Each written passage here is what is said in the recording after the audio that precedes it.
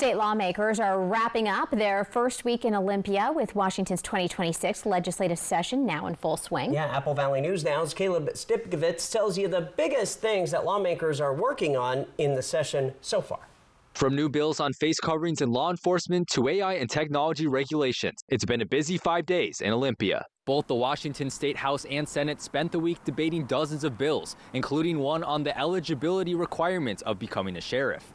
It's State Bill 5974, a piece of legislation that had its first public hearing on Thursday. Sheriffs, chiefs, and marshals currently must have 2 years straight of law enforcement experience, as well as no misdemeanors in the last 5 years. But this bill sets new expectations. It proposes that they have 5 years of experience, no misdemeanors, and be at least 25 years old to fill the positions. The bill would also give the Washington State Criminal Justice Training Commission, an unelected board, the ability to remove an elected sheriff, something that one sheriff says he doesn't support. I don't like the sentiment that this bill allows the state to intervene in that process. Give voters more control, not less. That is how we fix the divide in our country, and I'm hoping that we can come to a good compromise that strikes a balance between both. Sponsors of the bill include State Senator John Lovick, a former sheriff himself, who says it's time to modernize the requirements for law enforcement leaders.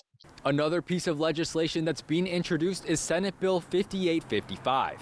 The bill would ban local, state, and federal officers from wearing face coverings to hide their identity, including ICE, except for when officers go undercover or are wearing protective gear.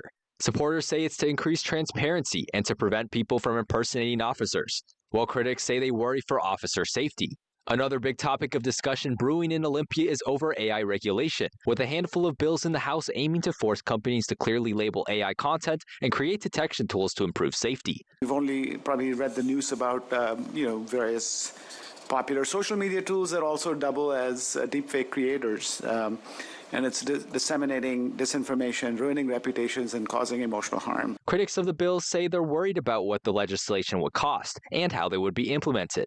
This week's legislative session also saw Governor Bob Ferguson give the annual State of the State address. Reporting from Washington State, Caleb Stipkovitz, Apple Valley News Now.